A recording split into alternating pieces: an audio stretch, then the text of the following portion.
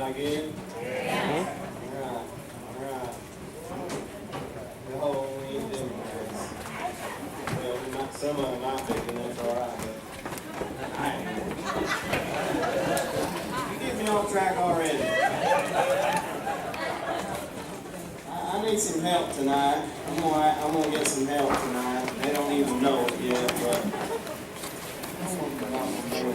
Mom, Gene, you guys come help me. You see his face? That's proof that he didn't know nothing about it. Behind the stairs.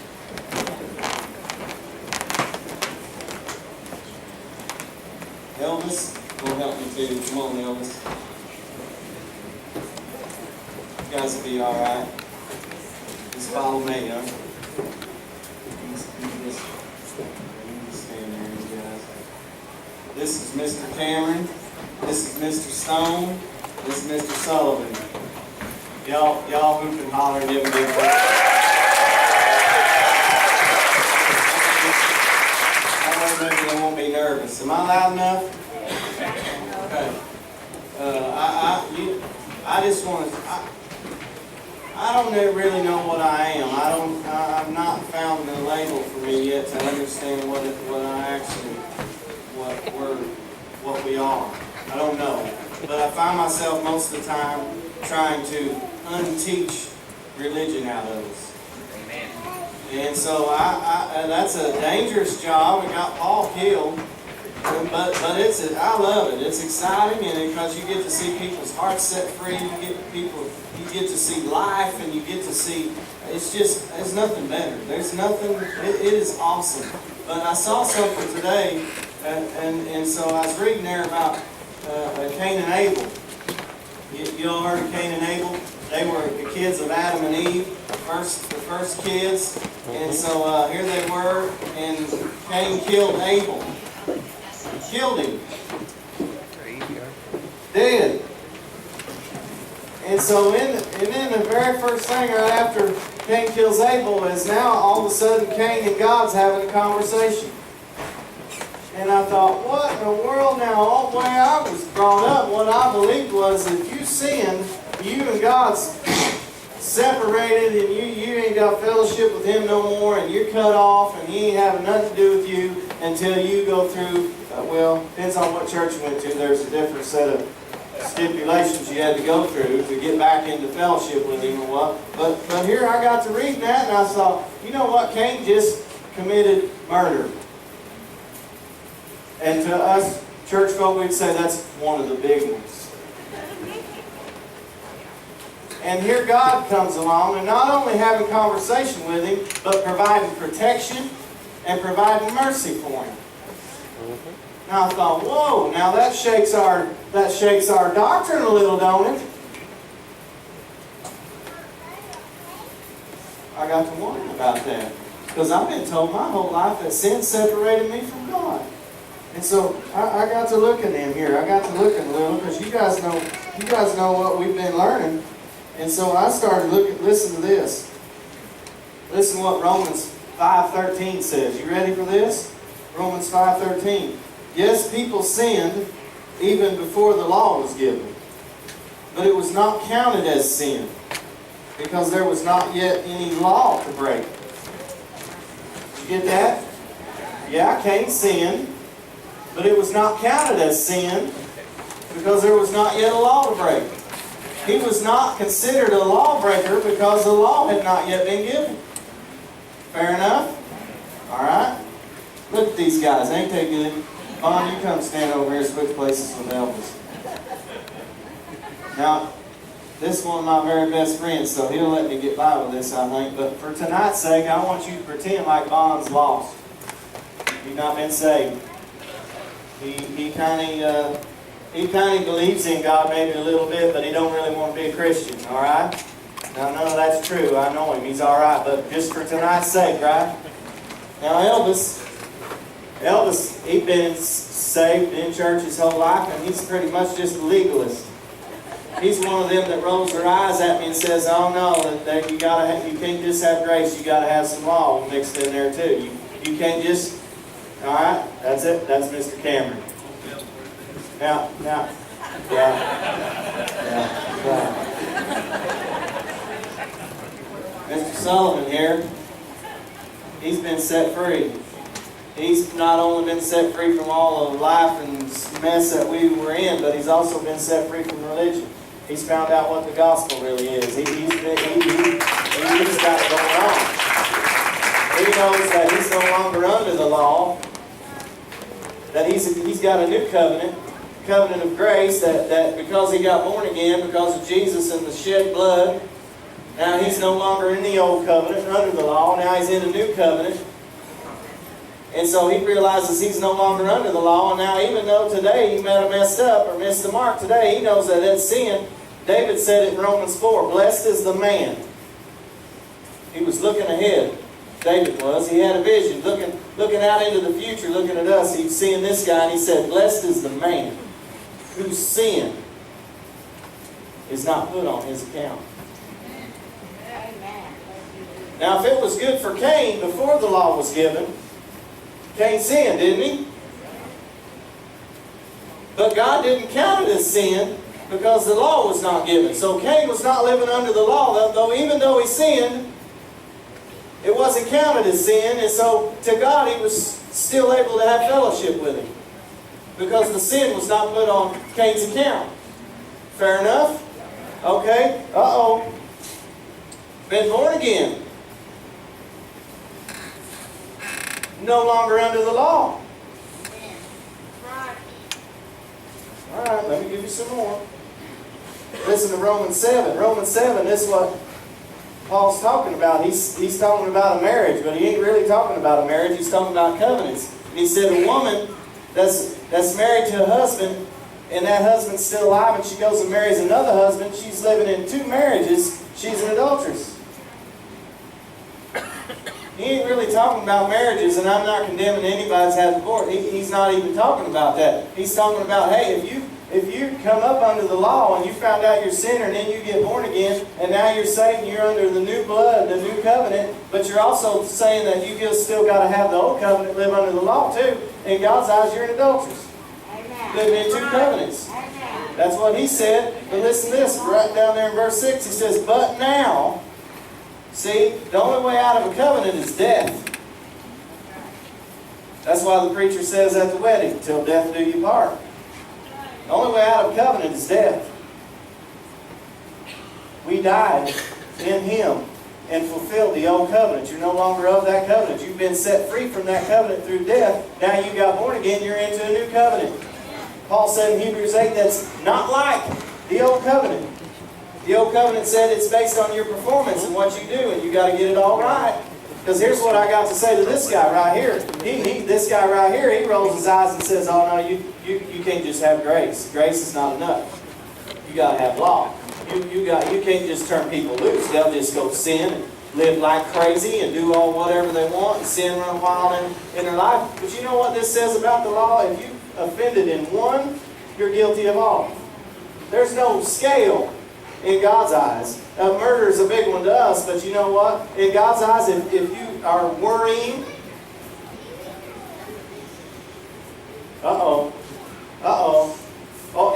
if you've got some doubt, or you've got some unbelief, or you've got some, I'm not saying you're not saved and going to heaven, but unbelief, there's still a whole bunch of unbelief in us. So now, wait a minute. The law also says if you've got more than one kind of fabric in your shirt, you've broken the law. Can't eat pork either. So, okay, according to that, if you've offended in one, this guy says this guy's, when he gets grace, and when he gets all his sins forgiven, and he doesn't even have to be sin conscious no more, guess what? He's no longer living under the law. He can't even be declared guilty any longer. God's not even though he messed it up today, even though there's nobody in here right now that doesn't have some sort of still in their life of not making it, not meeting the mark, even though all of that takes place, this guy here saying, oh no, that's not enough. But here's what I say. I was going to interview him, but I won't put him on that much of a spot. I haven't looked at the tag, but that's probably 50% cotton and 50% something else. He's broke the law. That means he's guilty of all. Who's going to preach in his church?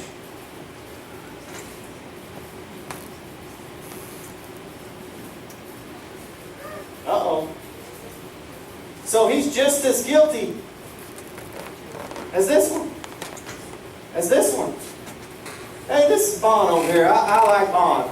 I really like the Bonds because these guys are real. You know what? Because here's what Bond will say. Because Bond has seen this guy. Bond says, I believe that there's a God. You know, somebody had to create all this. I'm all right. I don't have a problem with God, but I really don't want to be a Christian. Because what he's seen of a Christian is this guy. Would it be fair enough to say that you maybe don't have no problem with God, but you don't want to be like this?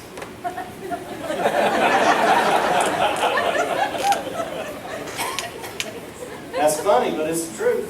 Amen. See, that's what we're about. Our whole calling is this right here, correcting our opinion of who God is. We've all made an opinion of God, and most of us have made it by looking at religious people. God's better than that. God is better than that. Let me read you some more. You know, it said in Romans 3:20 and 21, I believe. And I love this one. It said, God has made a way. Amen. God has made a way for you to be made right with Him without keeping the requirements of the law.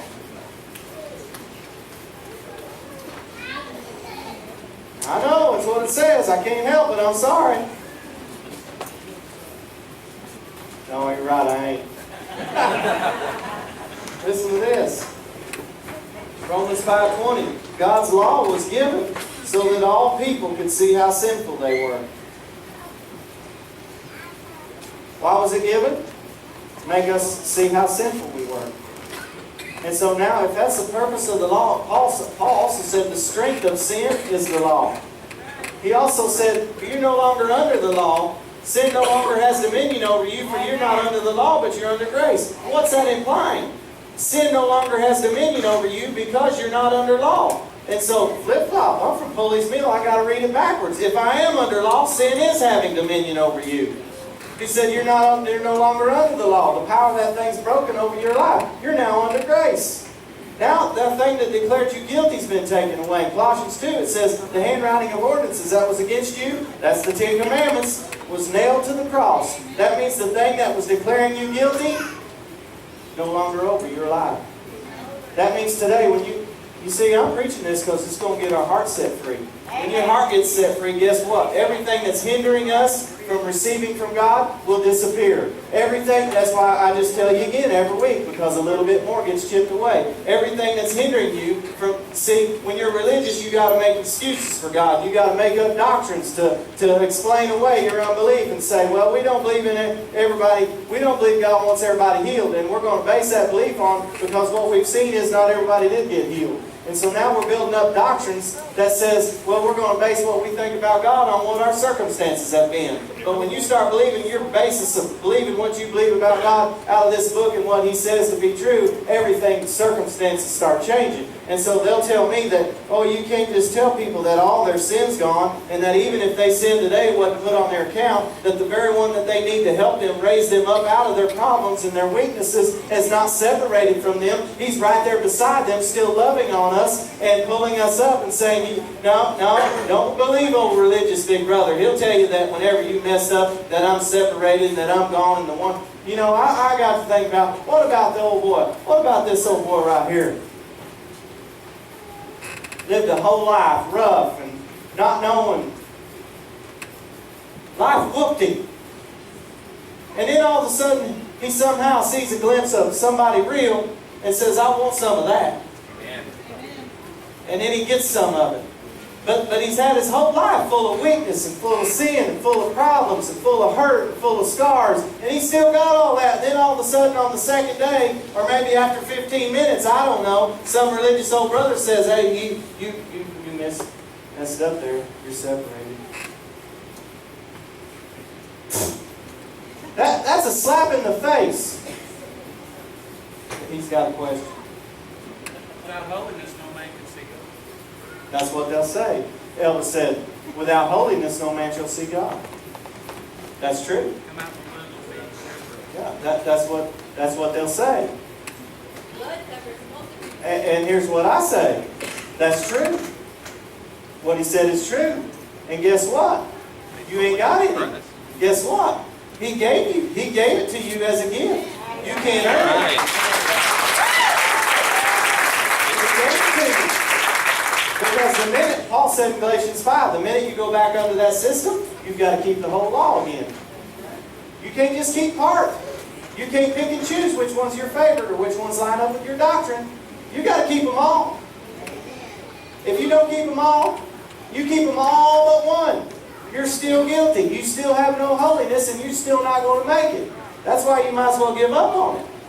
That's why you might as well say, yeah, you're right. Without holiness, man can't see God. And so Jesus took all my unholiness.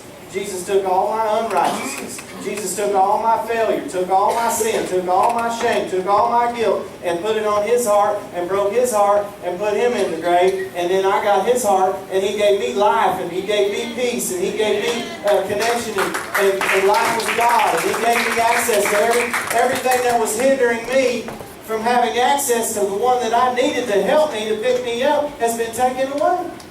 Huh? Don't tell me.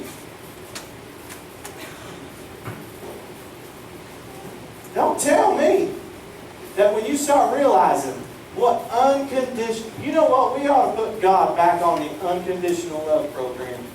Do we really realize what unconditional love is? God's kind of love is not man's kind of love. When you start experiencing unconditional love of God, don't tell me that will cause you to go sin. You start experiencing the blessing of God. The presence of God.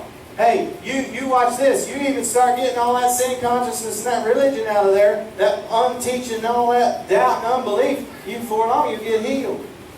Don't tell me you start getting healed and you start living in the favor of God and you start living in the blessing of God and you start seeing powerful in prayers and people getting healed and life start happening and the devil, this said it. You living under grace, sin doesn't have dominion over you. And it says in Romans 5:17 that those that receive the gift of righteousness and the abundance of grace will reign in life. It says reign in life. I know religion said we're supposed to sit on the front row and suck our thumb and whimper and cry and wait for the sweet by and by. This says reign in life. That's what I'm talking about. If I'm reigning in life, sickness ain't. If I'm reigning in life, sin ain't. If I'm reigning in life, the devil ain't. Because this right here says who I am. I'm sorry, I'm getting a little... This here, it says who I am. Okay, this is your first time, you ain't heard it much here, but I'm telling you, I tell every week who this says I am, who this says you are. It ain't just an old sinner saved by grace. This right here says you've received the gift of righteousness. The gift. You haven't earned it. It was a gift because He loved you. And when you got the gift, you put on righteousness, and now before the Father you stand as in right standing as if you did keep the law. When He looks at you, He says, you did keep the law.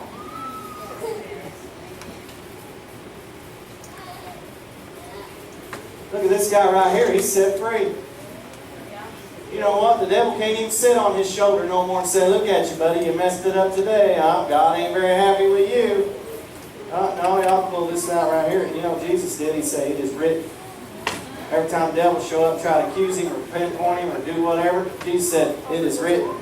Every time the devil tries to trick me into thinking I can't receive something from God, tells me I'm a sinner, I say, This right here says, I don't have what I have because I've sinned or didn't sin. I have what I have because He loved me and He gave me the gift of righteousness. And now I'm no longer under the law. I'm born again. I was born wrong the first time, but I was born right the second time. I'm no longer under the law. I'm no longer under the standard. The law is no longer over my life. That means I cannot be declared guilty and sin cannot be put on my account.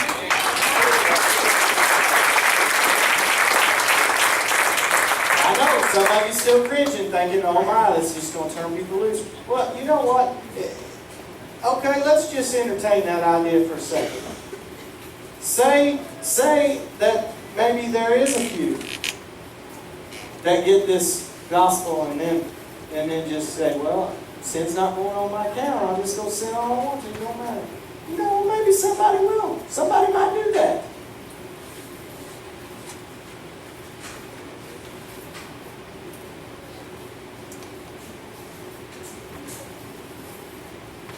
But this guy right here is still guilty of the whole law.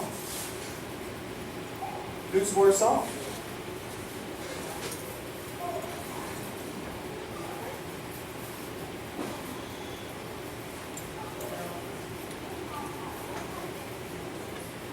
Paul said in Galatians 5, if you're going to go back under that law, you have fallen from grace.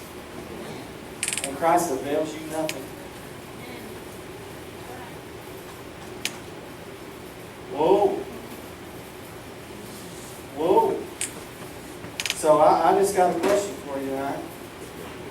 Choice is yours. Y'all go sing.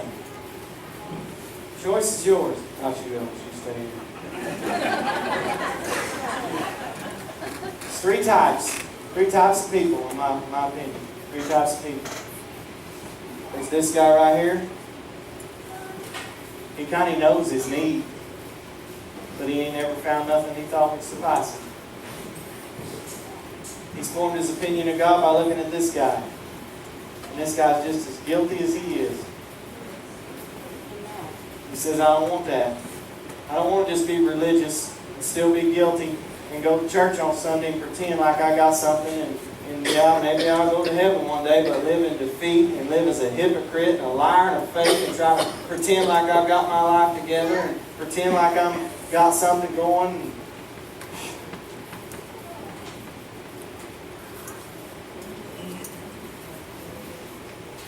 That guy sees more of these guys. This guy right here, he's reigning in life. Amen. This guy right here, he ain't even shook by this guy's opinion of him no more. This guy right here's done had too much relationship. Religion won't do you no good. Religion just switched addictions. You start getting in a relationship with your Father that loved you and took all your sin away. Everything that was hindering you from His presence, from His resources, from His blessing has been put on another, and you get to go free. Amen. That's love. And with that love, God said, you know what? With that kind of love, it caused you to be vulnerable. God said, I'm willing to love you enough that you are set free. Yeah, you're no longer under the law. If that's what you think of me is to go and live like hell and throw your life away, you have that choice. But I've got a sneaking suspicion that when you meet the God of this Bible right here, you will be knocked off your socks. And you will fall head over heels in love with Him because He is in love with you and He wants to provide for you. So you got the choice tonight. Probably not many of these guys right here left in here. Maybe there is. We pretty well run most of these guys off, Dave.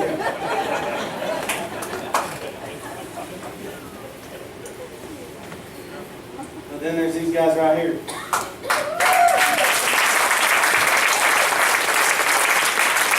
Am I saying that he's got it all figured out? Am I saying that he's never going to go through a struggle? Am I saying that he's just Mr. Wonderful now and that he ain't going to go through a process of God renewing his mind and picking him up and building him up and changing him and growing him? And no. But I can tell you right now, God will never be happier with him than He is right now. God will never be mad at him. You know what this Bible, God is not a liar. God said, I will never be mad at you. God cannot be mad at you. God ain't even disappointed in you. So it's a free choice tonight. You look them over. Bachelor number? No, I mean. You look them over. It's free. Free. You choose. You don't have to be that guy no more, but you can leave here being that guy. You can be this guy, be miserable the rest of your life, have a form of godliness, but deny every bit of it. You can be this guy. You can run out here with a free heart. When your heart gets free, everything around you is going to get free. When your heart, you start whooping the devil.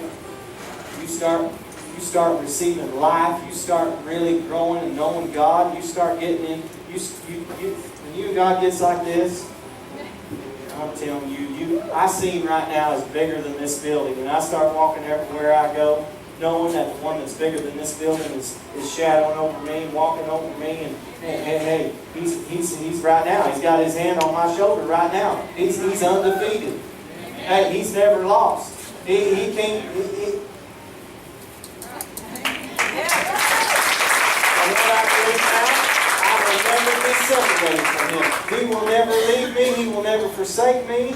He will see sin, even the sin that I have today. He's not put on my account. Now, does that make me go wild, or does that make me fall in love with him? You choose. It's your choice. Thank you, guys.